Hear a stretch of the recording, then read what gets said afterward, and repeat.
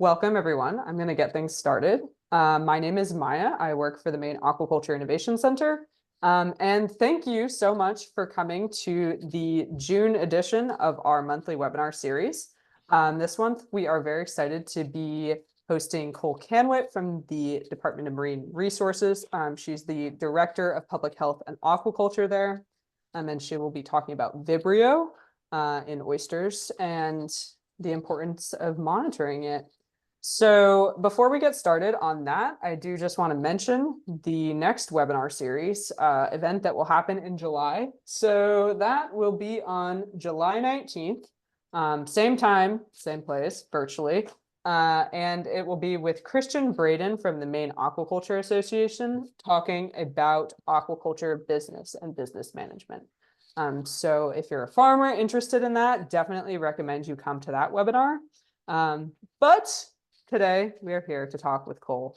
So I will give her the floor. And just one other final reminder, you have the capacity to ask questions at the bottom of your screen. There is a box that says Q&A with a little chat bubble above it. Click that, enter your questions, and we'll be asking them throughout the webinar today. So make sure to make use of that. So thank you again, Kohl, and welcome. Great.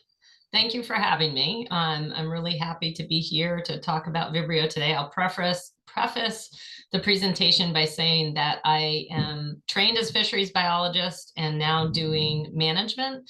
So this presentation is really skewed toward, basic understanding of what Vibrio is, why we are concerned about it in shellfish, and then how we're managing it. I'm not a bacteriologist, so I don't do research on Vibrio itself, but manage sort of the interface between food and human illness. So I will share my screen.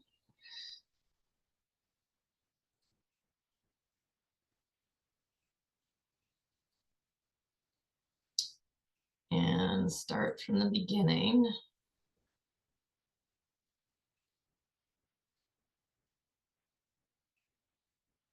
All right, everybody see that beginning slide? Great. Okay, so as I said, this talk I started skewed to Vibrio in Maine, past, present, and future. And I'm starting with just the basic understanding of what is Vibrio and why do we care about it so much. So basic ecology for Vibrio, this is a naturally occurring marine bacteria. This isn't something that has been introduced into the ecosystem in Maine.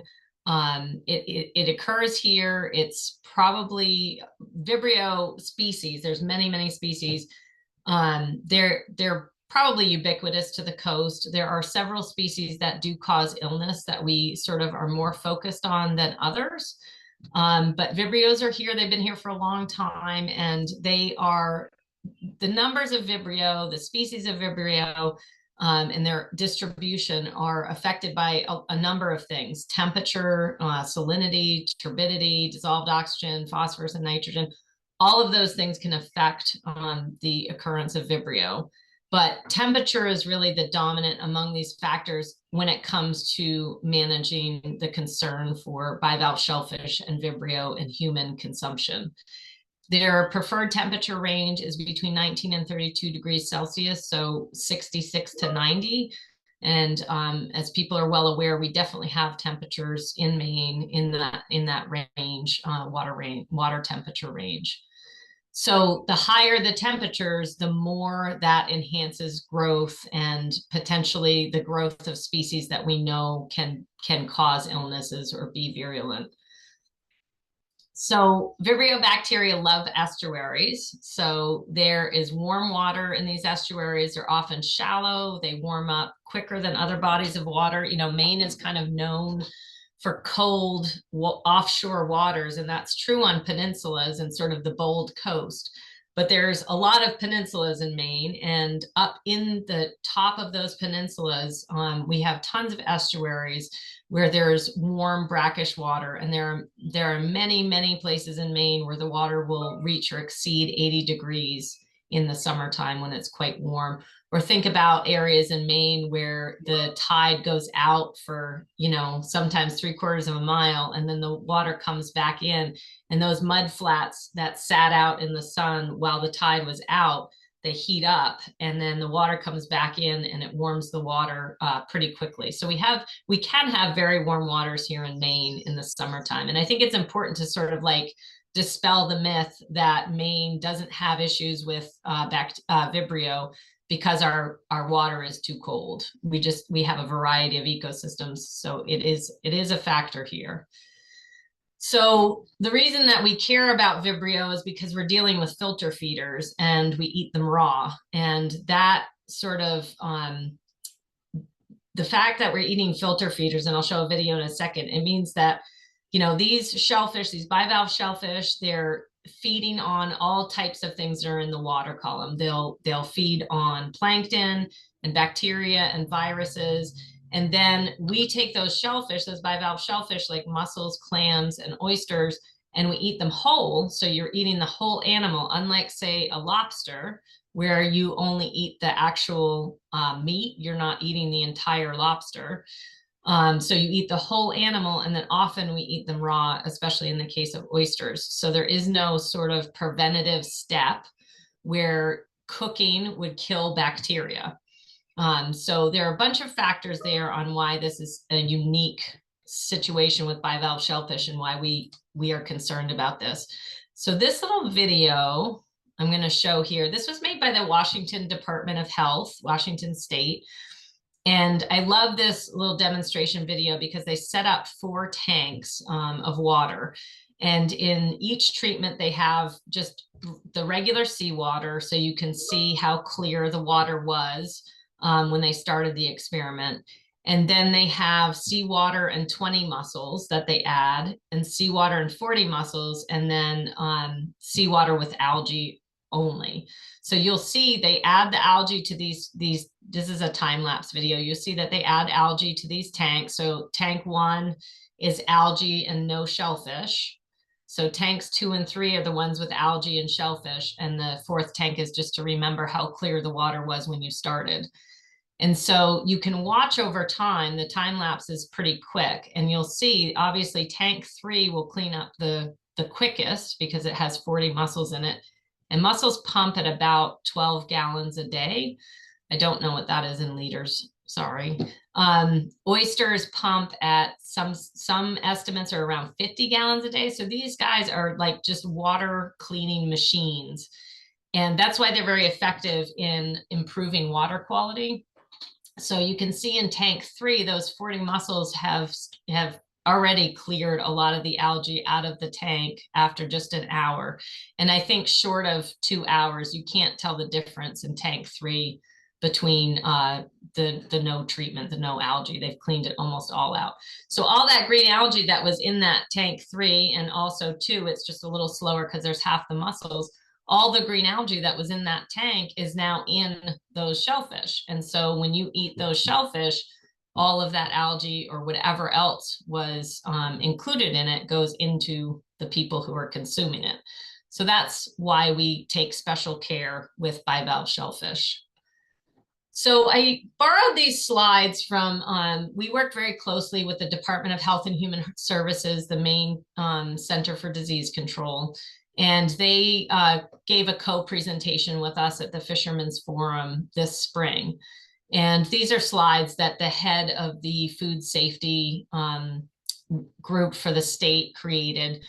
And it just goes through what vibriosis is. So you've got the Vibrio bacteria that's out in the environment. And we know that shellfish can bioaccumulate them by feeding on them. And what that causes in people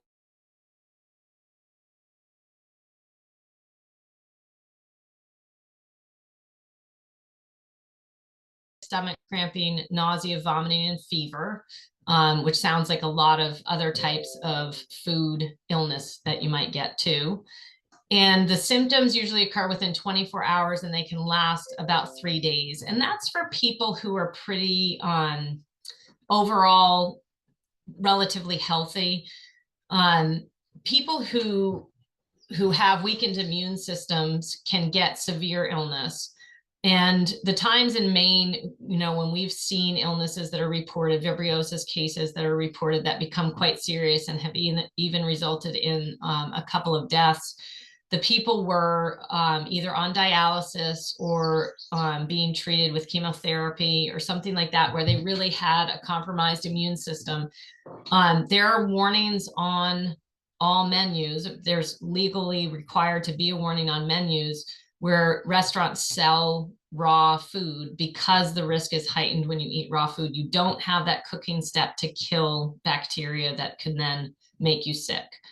And just as a sort of asterisk on the statement that we've had a couple of people die, is that the product was not from Maine. It was from somewhere else that caused those deaths.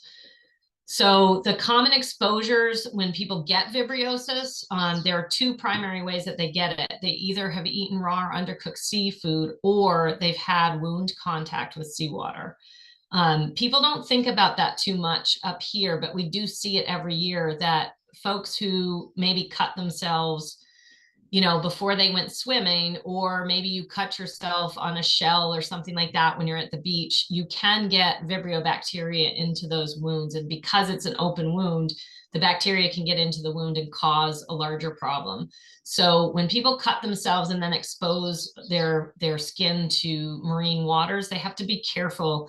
If they start to see signs like an infection, like redness or warmness or swelling, then they should get treatment with antibiotics. So there are a bunch of types of Vibrio species that can cause illness, as I already alluded to. Parahemolyticus is the primary one that we're concerned with here in Maine because it can make people very sick. And it can prefer that colder range of the water temperatures. So we're pretty focused on that one. There's also fluvialis in Maine. I will talk about an outbreak that we had last summer that actually was related to Vibrio fluvialis and not Parahemolyticus. Algelinicus is one that we see causing ear infections with swimmers. Vulnificus, thankfully, we have not had here in Maine. But that is the one that if you read headlines about Vibrio, the flesh-eating bacteria and, people dying, you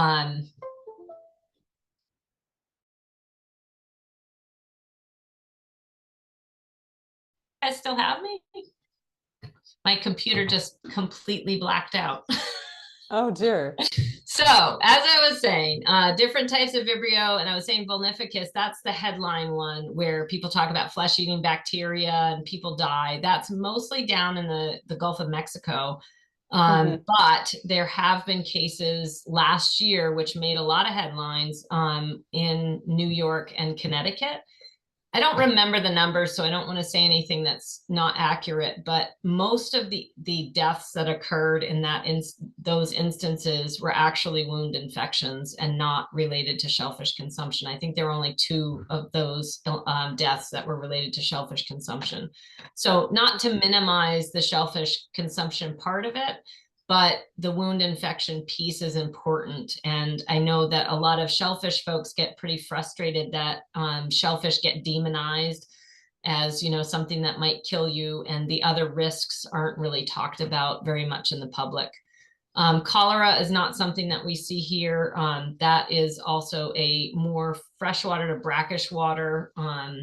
The toxigenic type is. So when you hear about people getting cholera, back in the day when there wasn't a good separation of sewage and drinking water is the primary driver, but we don't see that anymore here. And now we're back to the beginning. Okay, but now it's working and we see the correct thing. Working. So perfect. All right. Third time's the charm. We got it. Anyway, so prevention strategies, thanks for interrupting and getting us all on the right page here. Washing your hands with soap and water, like any kind of how you manage bacteria of any kind, that is a good idea, especially when you're handling raw shellfish. And I would say I would expand that shellfish statement to include things like lobsters, because Vibrio actually has an affinity for chitin, which is what lobster shells are made out of. So even though lobsters don't generally get people sick with Vibrio because you have that kill step, you're boiling the lobster and that should kill all the bacteria. When you're handling them raw, if you cut yourself with a lobster, you could potentially get a wound infection from Vibrio. So it's always a good idea when you're touching anything that really had contact with marine waters to wash your hands.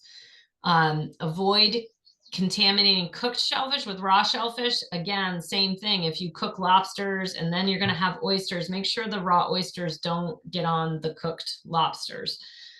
You can limit or avoid eating undercooked or raw seafood. The only way to never get sick from eating raw oysters is to never eat raw oysters. They are a riskier type of food, the same as steak tartare is a riskier type of food, or sushi is a riskier type of food, again, because these are not cooked food items. And so whenever you're eating raw food like that, you have the potential for introducing bacteria. So I eat oysters, but if people are, say immune compromised or something like that, it's not a good idea to eat raw food of any kind. Be mindful about brackish or salt water if you have a wound, and wash wounds and cuts thoroughly with soap and water if you have exposed them to marine waters. Vibriosis nationally. So, we'll frame this as the country first and then talk about what happens in Maine. It causes an estimated 80,000 illnesses. Most people don't get very sick. There's actually a multiplier for the number of people who go to the hospital and get tested and do find out that they have vibriosis.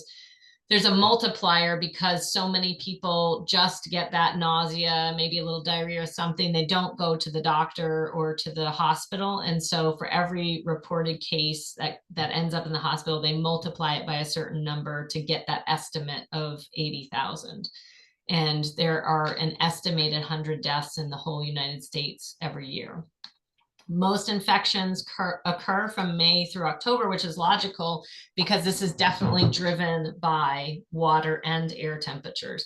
The water temperatures are important because Vibrio grows in the water when it warms up, but the air temperatures are really important too, because whatever Vibrio is in the shellfish when it comes out of the water can grow and multiply inside the shellfish if the shellfish aren't made cool really quickly.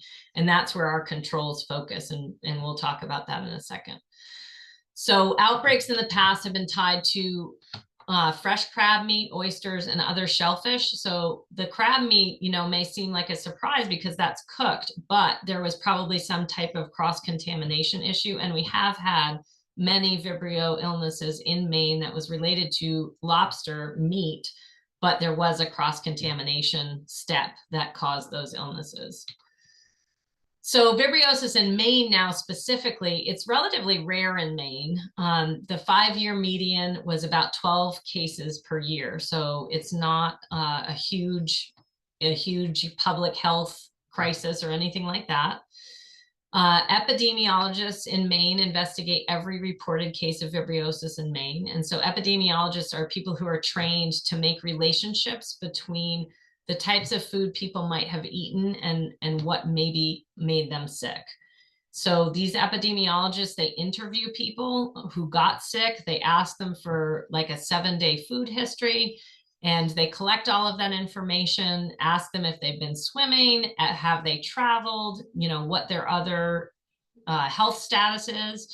And they take all of that information and then try to make connections to see if it's either something from food that they ate or water that they drank or things like that. And the Maine Health and Environmental Testing Laboratory, which is sort of the official state laboratory for human pathogens, they will do testing of specimens. And they had a really unique role in an outbreak that we had last summer that I'll tell you about when we get to that part. And we share information with the US CDC. So the Maine CDC shares information with the US CDC and with other state partners as appropriate. So, when we get an illness reported and say the person was here in Maine, but the oysters that they ate actually had been imported from, say, Virginia or anywhere, then we would report to that state that product from their state was associated with an illness here in Maine, and vice versa. We get reports from all kinds of other states about when our product was potentially involved in an illness. So Vibriosis in Maine, the preliminary data as of this, like I said, this presentation was put together for the Fishermen's Forum. And because it was winter then, we haven't had any other additional cases yet this year. So in 2020, in February of 2024, we had 24 Vibrio cases that had happened in 2023. That was 100% increase compared to 12 in 2022. So even though it's still not a lot, it was a big jump. And it was the most that Maine has seen for the last 20 years. There was one large outbreak with at least six cases that was related to oyster consumption from one establishment. And again, I'll sort of tell that story in a little bit. Most cases are in the summer and early fall months. That also tracks with temperatures and makes a lot of sense. There is often a delay. Say people come here on vacation in Maine, and you would be astounded when we get these food histories. I can't believe that people can eat that much seafood in a short 4 days or however long their vacation was.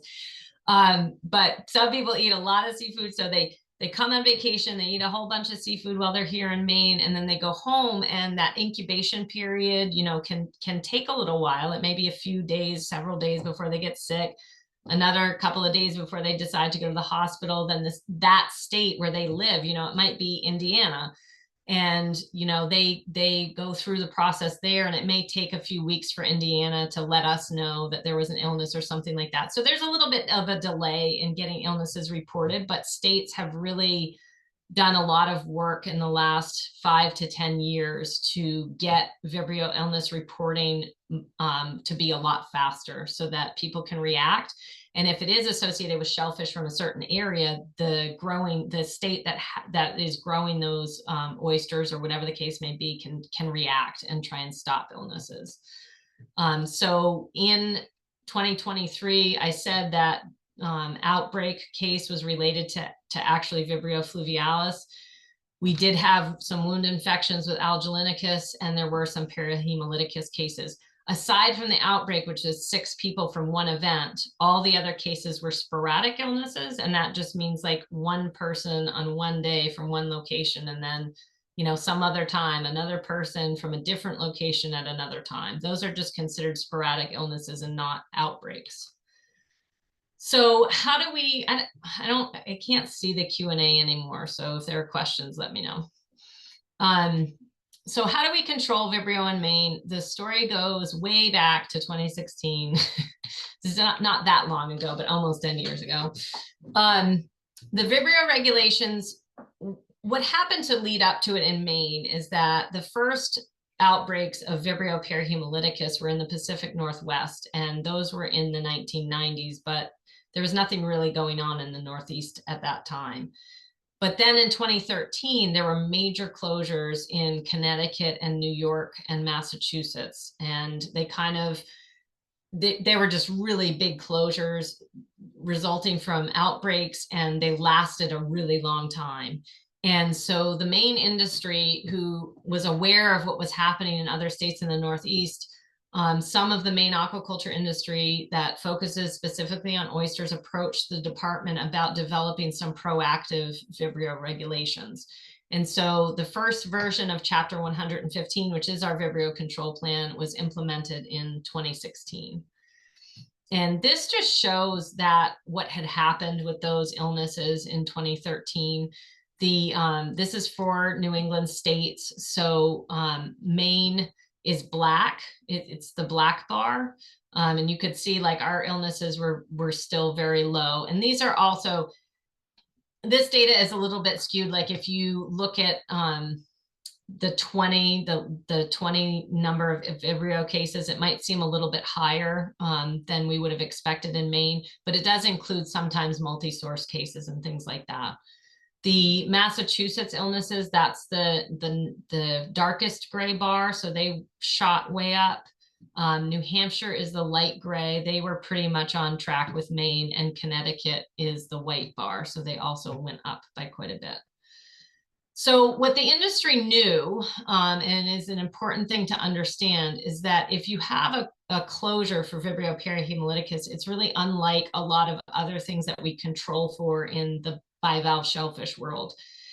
In outbreak, you have to make a closure of a harvest area if you have an outbreak. And the outbreak is 2 or more illnesses from a single growing area and not from people in the same household. So say a couple of people, buy some oysters and they go home and eat them, and 3 people in the house get sick. That's not considered an outbreak because their own handling could have been part of the problem. But if it's 2 or more people not from the same household, then it's considered an outbreak. You have to have a closure. But unlike other things that we manage for, there's no number. You can't test to a certain number with Vibrio to decide to know that there's no risk anymore. So with biotoxins, which is another risk that we manage, there are defined numbers for each type of toxin. You know that once it's below this number, you can reopen the area. But with Vibrio, you don't know that. And so, for 2 reasons, the science is unclear, but also the dosage for any given person is completely unique. It depends on the virulence of the species of Vibrio that they get. It depends on their physical health and condition. It can depend on things like if you take an antacid on a regular basis, that changes the pH in your stomach and can make you more prone to getting a Vibrio illness. So there's no number that we know is okay to have for Vibrio. It doesn't mean any number of Vibrio makes people sick. It definitely doesn't. But we can't test to a certain number. So that means that the closures are really long, and they basically depend on declining water temperatures, because we know when the water cools that the Vibrio numbers go way down. So the industry here in Maine was aware of this, and they understood that avoiding closures was really important. And one way to avoid closures is to put in controls to have everybody handle their product very carefully. And then if somebody is not following those controls, we can deal with that person instead of closing an entire harvest area. So in 2016, what the plan looked like, it was just the Damascotta River. We defined the species in Maine that are eaten raw commonly is hard clams or quahogs, American oysters, and European oysters. We established control months. We picked, at the time, most of the oyster aquaculture, it was in the Damascotta. And that was the only area that was under control at the time. There's no sales from home because there's no ability, real easy access for us to enforce sales from home and making sure that the product is kept cold. And there's no recreational harvest because we don't license recreational harvesters, and we can't really control or educate that population either. There was mandatory training required, a mandatory Vibrio control plan. So everybody had to sit down and write out between these months, during these months that Vibrio control is happening, this is how I'm going to handle my product. And this is how I'm going to make sure it gets cold fast. There was a requirement for shading, and then the amount of time you could have it out of the water would vary on the temperature of the air. So I don't remember the exact specifics, but I think if it was under 80 degrees, you had 5 hours. And if it was over, you had 2 hours or something like that. So depending on how hot the day was, you had a little bit more time if the day was cooler. So the next iteration of Vibrio regulations, we expanded it to 6 harvest areas. That was because we were getting sporadic illnesses of Vibrio, people getting vibriosis from those harvest areas. And we refined the control months. We sort of narrowed them down to June 1st to October 15th. We allowed some recreational harvest. So as long as a town has a shellfish program that they manage and they license recreational harvesters, they could educate them on the risk of Vibrio and allow recreational harvest. And then we limited it to 2 hours. You either get the product to a dealer in 2 hours, or you have to use ice from the time you take the product out of the water. And that, it sounds pretty rigid, I think, to have just 2 hours to get it to a dealer, but there is a bunch of science that supports that after 2 hours, the numbers of Vibrio are really growing very fast and potentially are more problematic for people's health. So the where we are now is sort of Vibrio Regulations 3.0. We did a major revision to Chapter 115 this year. It was in response to the outbreak that we had in 2023 because that area was not under Vibrio control. So it was not surprising that without those extra controls, with the temperatures that we see in the water and the air now, that something like that could happen.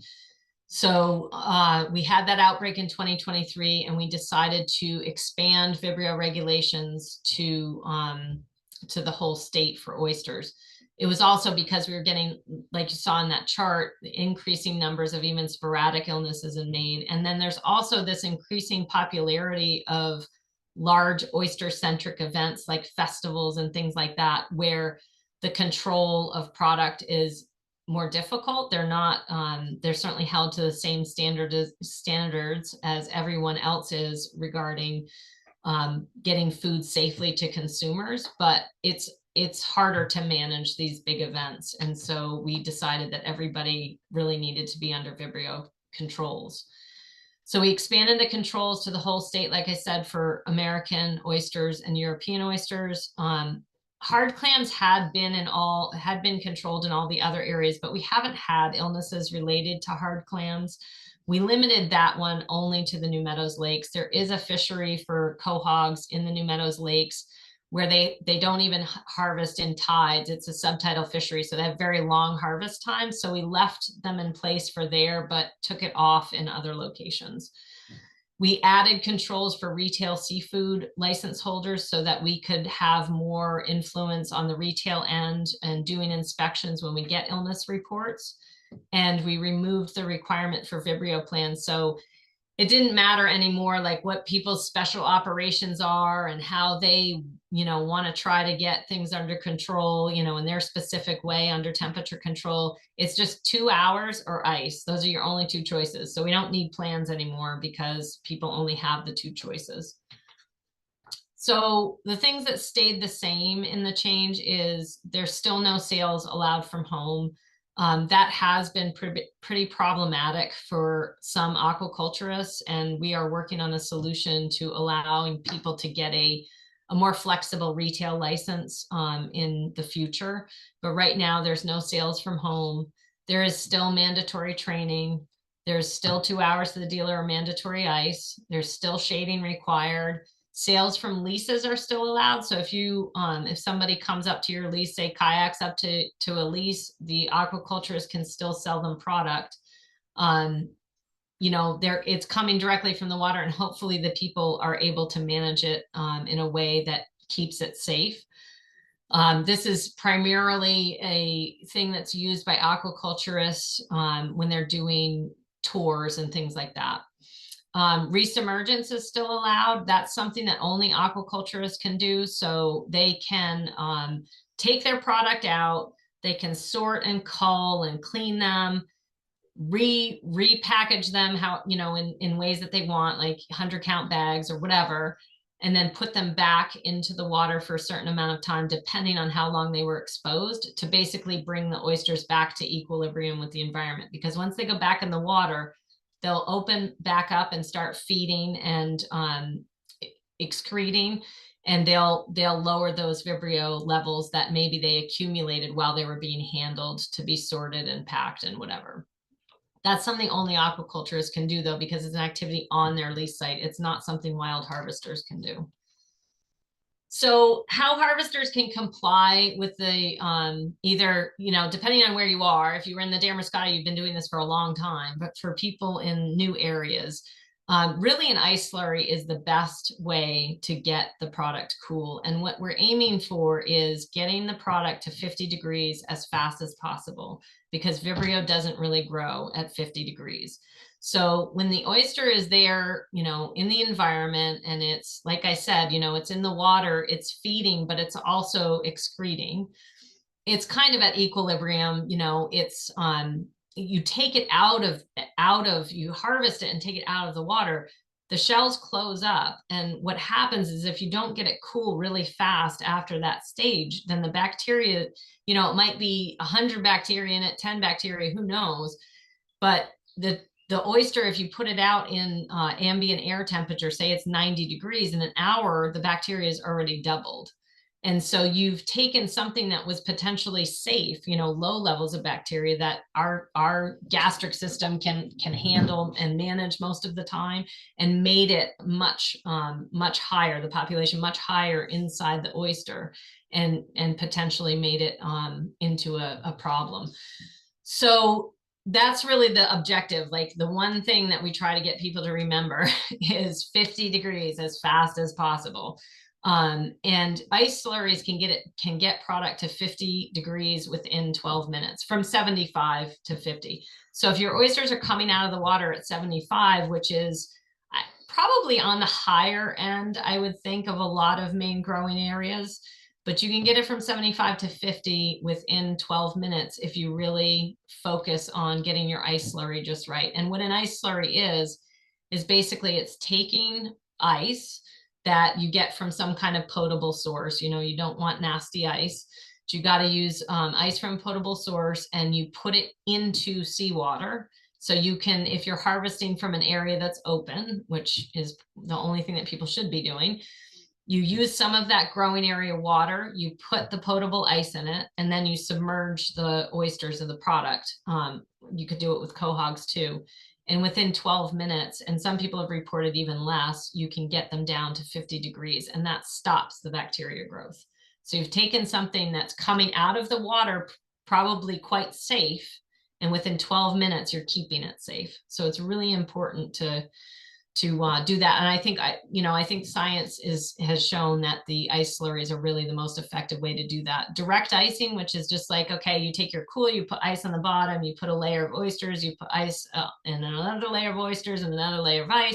And you just keep layering about. It is relatively quick, but it's 40 minutes instead of 12 minutes.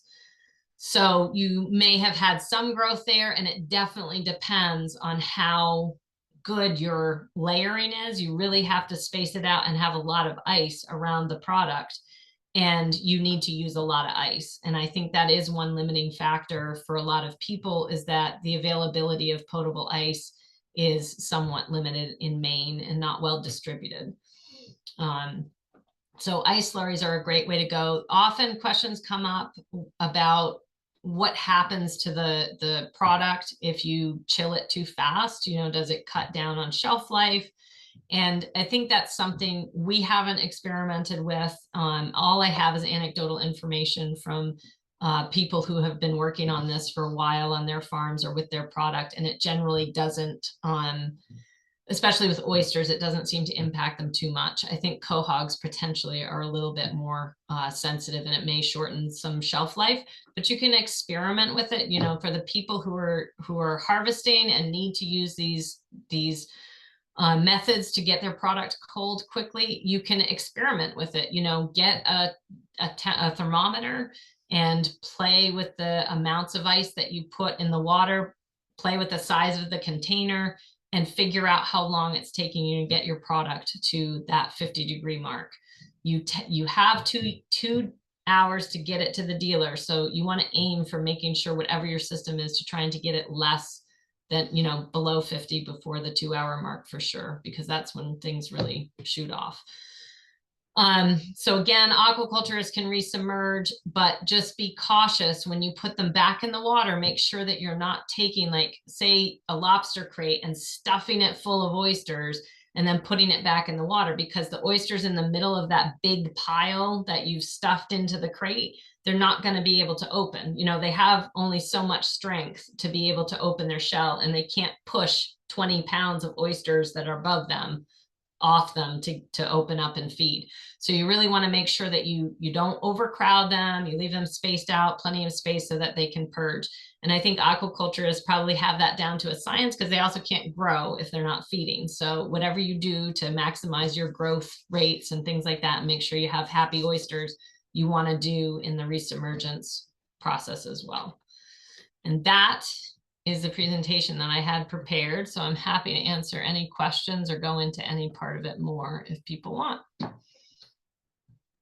Thank you. That's great information. I'm just gonna unspotlight us so that everyone can see all of us. Oops. There we go. Perfect. Cindy, do you have a couple questions? Yeah, thanks so much, Cole. That was really interesting. I learned a lot. And so I guess some of these questions might be more on the clarification side that I came up with because I just haven't heard a lot of this before. But does eating more contaminated shellfish kind of give you a higher likelihood of getting vibriosis, or is it just like one bad oyster could like do it for you? That is a great question. We don't know. It depends on, you know, Vibrio fluvialis isn't as pathogenic as Vibrio perihemolyticus can be. And so, and actually I promised to tell a story that I'll tell after I answered this question a little bit. So each species of Vibrio is a little bit different. And then within each species, there are more pathogenic strains than others. And then each human being, you know, because, you know, we come in different sizes and we come in different health conditions, it's going to depend on the person as well. So I think generally speaking, yes, if you eat more oysters that have higher levels of Vibrio, it's going to increase your risk of getting ill. But people can get ill from just eating one oyster that maybe had a lot of Vibrio in it. So I think it's, you know, it's both. The story that I wanted to remember to tell was with the outbreak that we had last year. It was Vibrio fluvialis, and we had one sporadic illness that had happened a week before that was also Vibrio fluvialis. And then we had this outbreak, and it was determined that the outbreak was also Vibrio fluvialis, and we had 6 to 8 people who were sick from a single serving event of oysters that happened. And so the Health and Environmental Testing Lab from the Maine, the Department of Health and Human Services, they have the ability to do whole genome sequencing. And so they had the sample from the sporadic illness of Vibrio fluvialis before the outbreak, and they did whole genome sequencing on that one. And then they did whole genome sequencing on the samples that we had from the outbreak a week later. And we were able to see whether those cases were linked or not, because the oysters that had caused the sporadic illness and the outbreak had come from the same harvest area. So we thought it was really likely that they're both Vibrio fluvialis. These must be linked. You know, this is probably a bigger problem than we even thought. But they did this whole genome sequencing, and actually they were not even closely related at all. And it helped us make the case that the outbreak was really a result of handling problems after the harvest and not actually a problem in the growing area. So what had happened is there was some Vibrio fluvialis in the oysters in the growing area.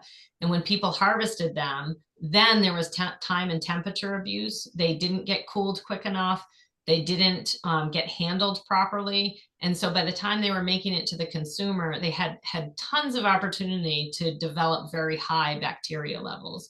And so it was really about the handling that caused that problem and not about the growing area. And then we were able to reopen the growing area. So it's pretty cool that they have that ability. Not all state labs have the ability to do whole genome sequencing, but it's really a neat way to, it's not nice to talk about illnesses as neat, but from a scientific perspective, it was really amazing to see whether these illnesses were related or not.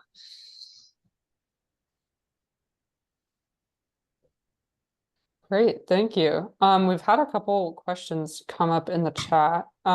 So I'll just start with this one since it kind of builds off of what you're talking about with the handling post-harvest. So this person asked, you said harvesters have 2 hours to cool below 50 degrees. How long do dealers have to cool shellfish after receiving them from harvesters? And is this temp for dealers also 49.9 or 50? Yeah, so dealers also have to get it to 50 degrees and they have to do it within 3 hours. But so the maximum time that oysters could be out and not down to 50 degrees is 5 hours. And I think that still is a while. And I think most harvesters are opting to use direct ice after harvest to reduce the risk, and many dealers are wanting to see product come in with ice already on it and already in the process of cooling to shorten that 5 hours. But dealers do have 3 hours to get it down to 50 degrees and into temperature control, and then they have to keep it there for the rest of the distribution chain. It has to stay at 50 or below. And actually a lot of food laws require 45. So it has to stay below 50. They can't ship it until it gets to 50. So even if they want to ship it out in an hour, but it's still at 61 degrees, they can't reship. They have to keep it until they get it down to 50 degrees. And then when they reship, it has to stay at 50 or less. And that helps ensure that what we were seeing from some of the old regulations is like harvesters might get it down to temperature, and then there'd be some process at the dealer that would allow it to go back up. And then the dealer gets it back down, and then they send it to retail and it sits on a kitchen floor and goes back up, or something like that. And so we've tried to sort of solidify that whole chain and say it has to, 2 hours to the dealer, 3 hours to 50, and it's 50 for forever after that until it's eaten. Gotcha. Thank you. Sydney, do you want to ask the next question?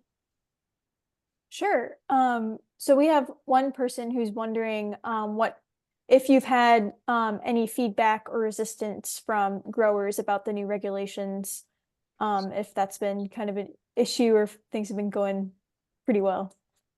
I think that I have never had somebody come and say to us, you jerks, we want to make people sick with our product. Like nobody who grows shellfish wants that outcome. Obviously, it's a bad outcome for business. So everybody approaches us with, we totally understand this and we want to protect the public's health as well. But, we need more flexibility here, or can we adjust, how could we figure out how to make this work a little bit better for our system? So the kind of concerns that we have had is I don't think that we did not grasp how important home sales were to a lot of growers. Home sales are not something that we track. They're sort of outside of the commercial chain of shellfish distribution. So we did not realize how important that was to some people. And they're often, they're getting retail price levels instead of wholesale price levels. So it's very profitable for a lot of people. So many people have said that they're frustrated that they can't do home sales anymore. And like I said, we are working on a solution to improve that with a new retail license that would give us the inspection authority that we need to make sure that things are getting cold, but they would still benefit from that direct retail sales. Other concerns we have had are just the capacity for people accessing ice in Maine. It's if you need a lot of ice, it's hard to find. There are only so many places that are capable of creating large volumes of ice. People who live in, Maine is full of islands and, peninsulas where it's a long trek up and down the peninsula. So just access to ice, just from a logistics perspective, for those folks especially, is tough. But I think most people are quite supportive of it. Everybody wants to make sure that their product's not making people sick. Mm-hmm. That's great that people aren't trying to subvert the regulation. That's good. I guess one question that I have also thinking, keeping in mind maybe some new farmers or new prospective farmers might be watching this and really not know anything about Vibrio regulations. A couple things. So first, where's a good recommended place that is common that people could get ice? And then second, where could somebody go to find out more information about the Vibrio regulations and the closures to make sure that they're always in compliance with all of that? I don't know too many locations for ice. I think there are some in, people have talked about like places in Bangor, and I think a lot of dealers make ice. And so if you do sell wholesale to a dealer, you may be able to work out a situation where you can get ice from the dealer. Vessel Services down in Portland makes lots and lots of ice because they sell it to big fishing boats where they take ice by the ton. So, you know, they're one place where there's a ton of ice, but it's, you know, it's in Portland. So it's not accessible to people, say on MDI or something. You can, you know, buy ice, like a lot of folks who fish in the New Meadows Lakes area, you know, they will buy ice, you know, just like you do for a party at, you know, the grocery store or a gas station. That's fine. It could be a little expensive that way if you don't find a better way, but if you don't need a ton, then that, you know, could work if you use an ice slurry, which helps you use less ice at any given time. The ice slurry is nice too, because you can get it cold in the ice slurry and then put it in a cooler with reusable ice packs that you just have in your freezer at home or something. I know people even use stuff like, you know, soda bottles, you know, you can fill them up, freeze them in your own freezer, as long as they're sealed, you know, and that water's not going to get on the product. You can cool them in the slurry so they're cold. And all you're doing now is maintaining that temperature in the cooler. So you just need ice packs or whatever in the cooler to keep it cold. So I think that's a way people try to use less ice. That's a very helpful suggestion. Yeah. What were the other parts of the question? Sorry. Oh, yeah. So for a new prospective farmer, where would they go to make sure that they know all of the regulations, that they're in compliance, and if there are any closures that they're aware of them? Yeah. So chapter 115 on the DMR website, that has everything Vibrio all in one place, which is a little unique for us. Usually we have things spread out all over in law and regulation. You have to kind of do search, you know, words. 115, chapter 115 is all the Vibrio regulations. But if, you know, reading regulations is not like, it's not that easy all the time. And it's hard to know exactly what our intention is, you know. So if people need clarification, you know, my phone number and email is out there, you know, the inspection team that works with the Vibrio issues closely, their number is out there all the time. So just reach out, like, don't be afraid to reach out, and we can often help sort of troubleshoot or solve problems or answer questions. You know, it's better to do that than wonder, you know, if you've got it right. Great, thank you. We do have a website on a web page on our website that has some generic information about Vibrio, and then that's where you find, because everybody needs to be Vibrio certified now. So that's where they find the little video that you watch that sort of goes through a lot of the stuff that I talked about today. And then you take a quiz and then you get your license. And that has all those 3 steps right there on that page. Perfect. Thank you. And I think Sydney has one final question. Yeah. So our last question, do oyster restoration projects have the same guidelines and restrictions, or does handling not matter as much because the oysters are being returned to the water rather than consumed?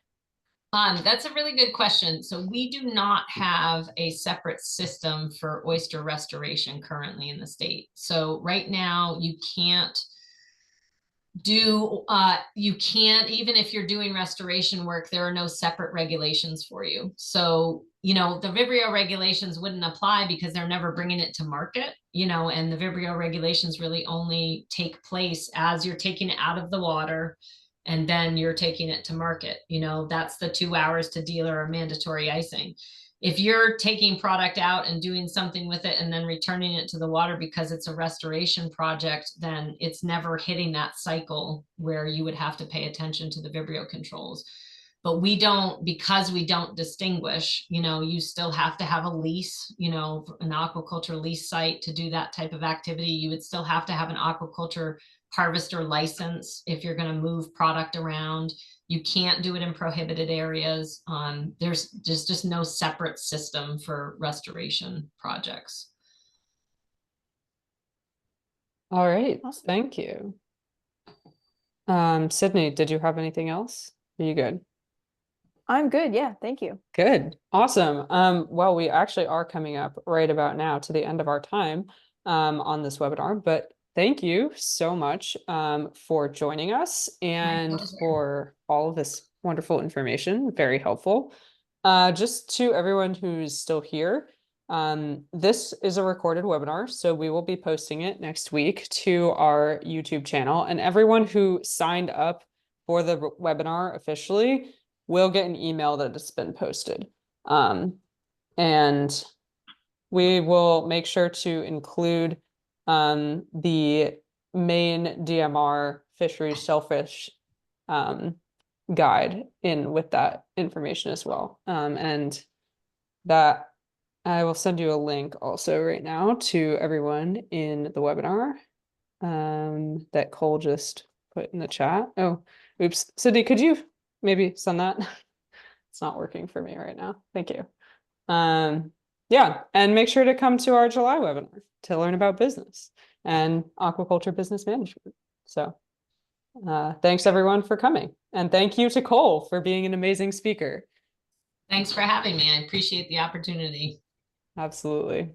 Have a great day.